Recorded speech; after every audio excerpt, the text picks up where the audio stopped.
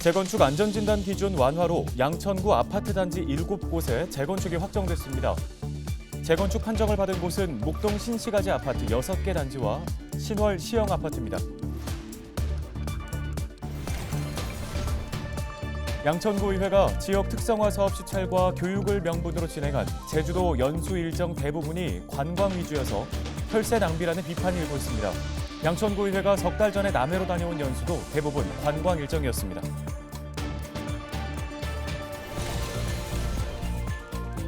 서울시가 안심소득 시범사업에 참여할 1,100가구를 모집합니다.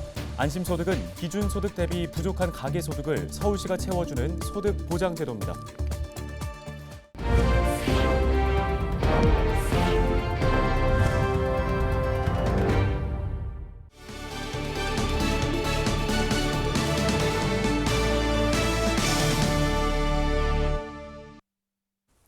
시청자 여러분 안녕하십니까? 헬로티비 뉴스 시작합니다.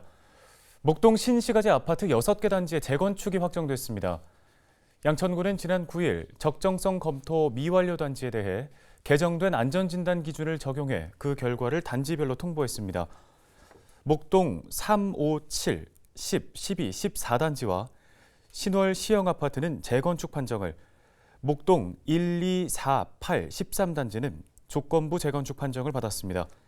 앞서 국토교통부는 안전진단 평가 항목 중 구조 안전성 비중을 30%로 낮추고 조건부 재건축 판정 시 의무사항이던 적정성 검토를 지자체 요청 시에만 하도록 재건축 규정을 완화했습니다. 양천구는 조건부 재건축 단지에 대해서도 신속하게 안전진단 결과 보고서를 검토하고 재건축 사업을 추진할 수 있도록 지원한다는 방침입니다. 네, 다음 소식입니다. 양천구 의회가 새해가 시작되자마자 제주도로 2박 3일 연수를 다녀왔습니다. 지난해 남해로 연수를 다녀온 지 석 달 만에 또다시 연수를 간 건데요. 구의회는 사업 시찰과 교육을 위한 연수였다고 주장하는데 연수 일정은 어땠을까요? 김진재 기자가 취재했습니다. 양천구 의원 17명이 지난 8일 제주도로 2박 3일 연수를 떠났습니다. 연수 목적은 지역 특성화 사업 시찰과 교육, 연수 일정을 살펴봤습니다. 첫날은 관광지를 운영하는 업체 대표의 강의를 듣고 해당 관광지를 둘러본 뒤에 오후 6시부터 자유시간, 둘째 날은 곶자왈숲과 가파도, 송악산 둘레길을 방문하는 서도 관광으로 채워졌습니다. 마지막 날은 동도 관광으로 커피박물관과 빛의 벙커를 들르는 일정입니다. 2박 3일 일정 중 대다수가 관광지 방문입니다. 양천구에는 이번 연수에 2,600만 원을 썼습니다. 양천구의 관광연수 논란은 이번이 처음이 아닙니다. 양천구의회는 지난해 10월에도 남해로 2박 3일 연수를 간 바 있습니다. 연수를 가서 무엇을 했는지 일체 공개하지 않습니다. 정부 공개 청구를 통해 연수 내용을 확인해봤습니다. 지방의회 2곳을 방문한 것으로 나옵니다. 의정자료 교환과 의정활동 지원 협의를 위한 것이었다고 했는데 방문 대상 의회는 다른 말을 합니다. 간단한 대화, 그 정도 이야기했습니다. 특별히 의제가 있거나 그런 건 아니었고요. 함안구는 양천구의회 의장의 고향인 것 외엔 양천구 의회와 이렇다 할 접합점이 없습니다. 관광지 방문은 빠지지 않습니다. 아라가야 고분과 공중사이클, 독일인 마을, 그리고 해상 케이블카, 일정만 보면 여행 상품과 크게 다르지 않습니다. 정신이 팔려가지고 박물관을 더 봤으면 좋았을 건데 하는 그런 생각. 양천구의회는 이 연수에 총 1,100여만 원을 썼습니다. 연수 보고서에는 활발한 의정활동 촉매제가 됐다는 평이 있을 뿐 연수 목적지를 어떤 기준으로 정했는지, 관광자원을 어떤 식으로 벤치마킹할지는 나와 있지 않습니다. 주민들의 시선은 곱지 않습니다. 국민들한테 도움 되는 게 별로 없죠. 제대로 관광이라고 거의 봐야죠. 돈도 없는데 어디 연수 간다, 어디 간다, 처음부터 놀러 가는 거 아니에요. 양천구의회는 교육 프로그램을 운영하는 민간 업체에 위탁해 이번 제주 연수를 진행했다며 관광 목적은 아니라고 해명했습니다. 관광은 아니고요. 의원님들이 신중하게 그 상품을 보고 결정을 하신 내용이지만은 교육 위주로 저희들이 와가지고 의원님도 나는 이것도 보고 했지만은 관광은 아닙니다. 이거는요. 양천구에는 국내 연수 외에도 올해 해외 연수를 위한 여비로 예산 9천만 원을 책정했는데요. 매년 반복되는 관광 연수가 아닌 내실 있는 연수 계획이 필요해 보입니다. 헬로티비 뉴스 김진재입니다. 서울시가 지난해에 이어 기준소득 대비 부족한 가계소득을 일정 부분 지원하는 안심소득 참여 가구를 모집합니다.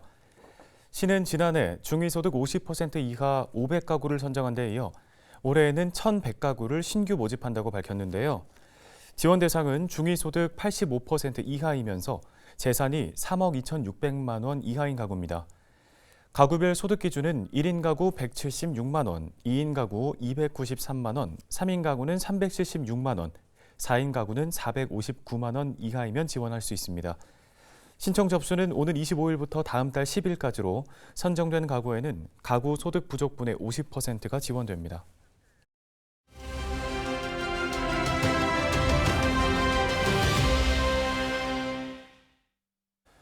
네, 크고 작은 층간소음 문제로 고민이신 분들 많으실 겁니다. 항의 과정에서 법적 처벌을 받는 사례들이 늘고 있어서 각별한 주의가 필요해 보입니다.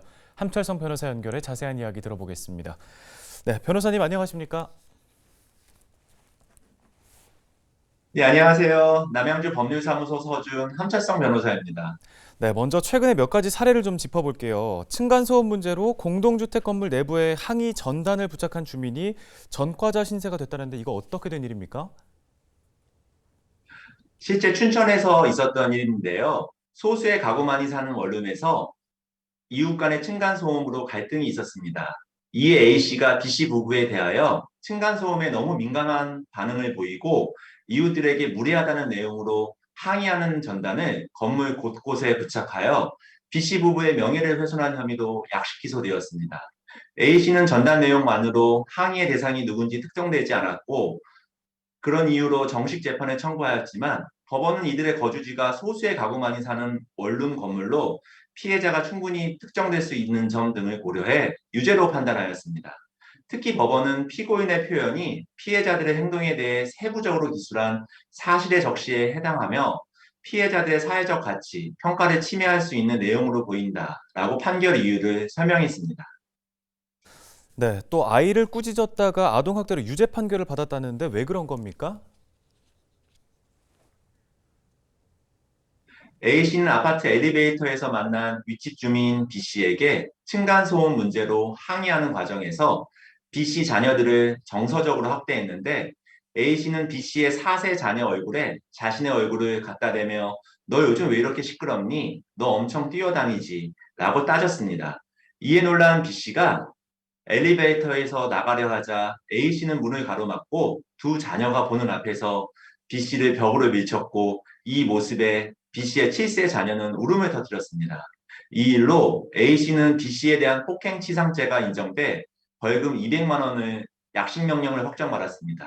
또한 아동학대와 관련하여 법원은 A씨의 행위는 아동인 피해자들의 정신건강과 발달에 해를 끼치는 정서적 학대라며 A씨는 미필적으로나마 피해자들이 정서적으로 극심한 고통을 받을 것이라는 점을 인식할 수 있었다라고 판결 이유를 설명했습니다. 네, 이 층간소음 문제가 소송이랑 재판까지 이어진다면 문제가 여간 복잡해지는 게 아닌데요. 좀 피해를 줄이고 효과적으로 대응할 수 있는 방법은 뭐가 있을까요? 층간소음으로 피해를 입고 계시는 경우 우선 아파트 관리사무소 등 공동주택 관리 주체에게 구체적인 피해 상황을 알리는 것이 중요한데 관리사무소를 통해 층간소음 가해자에게 소음 발생의 중단 등 적절한 조치 방안을 강구하시기 바랍니다. 특히 위와 같은 요청 사실은 추후 소송 과정에서 피해자에게 유리한 증거로 활용될 수 있기 때문입니다. 만약 안타깝게도 아파트 관리 주체를 통한 원만한 해결이 어렵다면 소송이나 조정과 같은 법적 분쟁 절차를 진행해야 하는데 이를 위해서는 층간소음 발생을 증명할 수 있는 동영상 및 녹음 자료 등의 확보, 가해자에 대한 내용 증명 발송 등 사전 준비 조치가 필요합니다.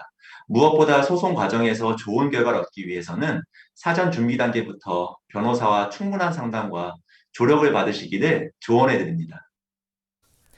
네, 알겠습니다. 도움 말씀 감사합니다. 함철성 변호사였습니다.